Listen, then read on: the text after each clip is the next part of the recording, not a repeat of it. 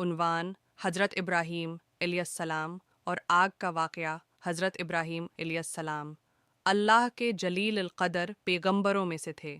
آپ کا مشن لوگوں کو ایک اللہ کی عبادت کی طرف بلانا تھا۔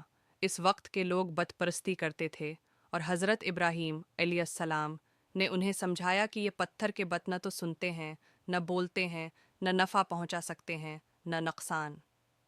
ایک دن حضرت ابراہیم علیہ السلام نے قوم کے تمام بتوں کو توڑ دیا سوائے ایک بڑے بت کے، اور اس کے کندھے پر کلہاڑی رکھ دی۔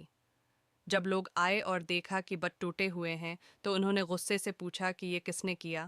حضرت ابراہیم علیہ السلام نے کہا، اس بڑے بت سے پوچھ لو اگر یہ بول سکتا ہے۔ لوگ شرمندہ ہوئے، لیکن ان کا غرور اتنا زیادہ تھا کہ انہوں نے حق کو قبول نہ کیا۔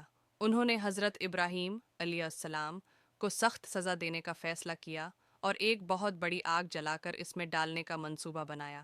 انہوں نے حضرت ابراہیم علیہ السلام کو منجنیق میں باندھ کر آگ میں پھینک دیا، مگر اللہ تعالی نے آگ کو حکم دیا، آئے آگ، ابراہیم پر ٹھنڈی اور سلامتی والی ہو جا۔ سورہ الانبیاء آیت 30۔ آگ حضرت ابراہیم علیہ السلام کے لیے گلزار بن گئی۔ وہ اللہ کے حکم سے بالکل محفوظ رہے۔ سبق: یہ واقعہ ہمیں سکھاتا ہے کہ اگر ہمارا ایمان مضبوط ہو اور ہم حق پر قائم رہیں تو اللہ تعالی ہماری حفاظت فرماتا ہے، چاہے حالات کتنے ہی مشکل کیوں نہ ہوں۔ اگر آپ کسی خاص نبی، صحابی یا خاتون اسلام کی کہانی سننا چاہیں تو مجھے ضرور بتائیں۔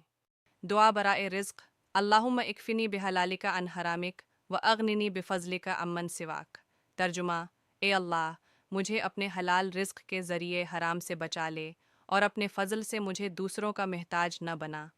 قرآنی دعا رزق کے لیے: رب انی لما انزلت الی من خیر فقیر۔ سورہ القصص آیت 24۔ ترجمہ: اے میرے رب، بے شک میں اس خیر رزق کا محتاج ہوں جو تو میری طرف نازل فرمائے۔ بیماری سے شفا کی دعا: اذہب الباس رب الناس اشف انت الشافی لا شفاء الا شفاؤک شفاء لا یغادر سقما۔ شفا عطا فرما، تو ہی شفا دینے والا ہے، تیری ہی شفا ہے جو ہر بیماری کو ختم کر دیتی ہے، ایسی شفا دے جو بیماری نہ چھوڑے۔ بخاری و مسلم۔